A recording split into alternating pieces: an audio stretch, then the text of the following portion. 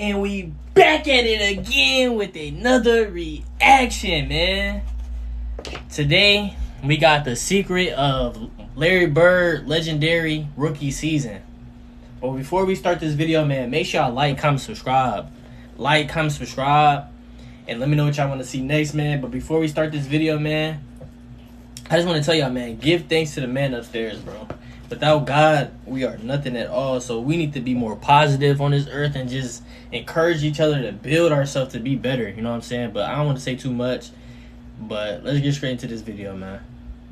A rookie is not supposed to do this. They're not supposed to figure the league out so quickly. They're not supposed to turn a team that had the second worst record in the league one year to the best record in the very next. Oh, word? But Larry Bird did. And How guess so? what? The Boston Celtics made no major additions in the offseason. Kevin McHale was still in college. Robert Parrish was with the Golden State Warriors. And Dennis Johnson was with the Seattle Supersonics. A rookie turned this franchise around by himself. Really? How did he do this? What was his secret? After this long overdue deep dive that we're going to do on his rookie season, we'll see exactly what separates Larry Bird from every other player in NBA history. To start, we must emphasize how bad the Celtics were in the 1978-79 season to truly appreciate what Larry did to this team. This was, in fact, the worst season that Boston ever had since the birth of the National Basketball Association. Wow. They won 29 games. They Damn. had the third worst offensive and defensive rating. And they had a simple rating system of negative 4.78. There was nothing about this team that would indicate that there was any hope for them. I mentioned earlier that there was no major offseason additions. So let's go through the moves that they made. They signed ML Carr. He would end up being an important role player for this team in the years to come. But he wasn't considered a good enough player to be a full-time starter. They traded away Bob McAdoo for picks. And they signed NBA legend Pete Maravich, Wow. who was 1 year away. I did not from know retirement. Pete played with the So here was the Boston starting Celtics. five for the 1980 Boston Celtics. The point guard was Nate Tiny Archibald. The shooting guard was Chris Ford. The small forward was Cedric Maxwell. The power forward was Larry Bird. He played power And the forward? center was Dave Cowens. It should be noted that this Hall of Fame player was 1 year away from retiring. Wow. There was nothing special about their offseason that would explain why Pete they jumped from winning Maravich 29 games and to Larry 61. Bird? Except for the fact What? that Larry Bird was finally going to make his NBA debut after being drafted the prior year. This is the fact of the matter. He was the sole reason for Boston having one of the greatest turnaround seasons in league history. He led the Celtics to a 32-game improvement. They had the second best offensive rating, the fourth best defensive rating, and they had a simple rating system of 7.37. Wow. So the question remains, how did he improve this team so drastically? Was he putting up amazing numbers every game? I wouldn't go that far. His per-game numbers were great, but it won't blow your mind. He averaged 21.3 points on 47% shooting, Damn, as a rookie? 10.4 rebounds, and Damn. 4.5 assists per game. That was the 10th highest league average in rebounds. This man and the is 16th stud. highest in points. There were moments when he displayed his individual greatness.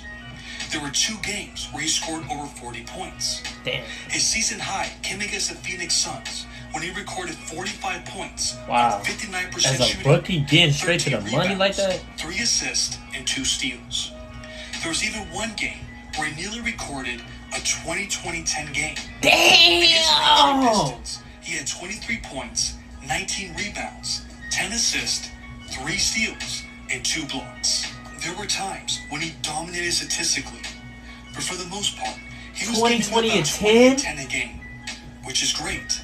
But is that the stat line that we think of when we use the phrase that a player carried a team? Oh my So what God. was his secret? I found the answer in a very informative article written by Court Reynolds for the Celtics blog. This is what he wrote, quote, he only took 17.8 shots per game and stimulated ball and player movement for the league's most unselfish team with wondrous passing that harken back to the old Celtics and Knicks dynasties. Larry's basketball smarts, hustle, and immeasurable intangibles augmented his awesome tangibles and lifted Boston from a mere 29 wins to a league-best 61. He really put that team on the map for real. That's crazy as a Larry rookie. had it all figured out right from the get-go. He knew exactly what his team needed to succeed and was willing to do the work. He gave that team stability.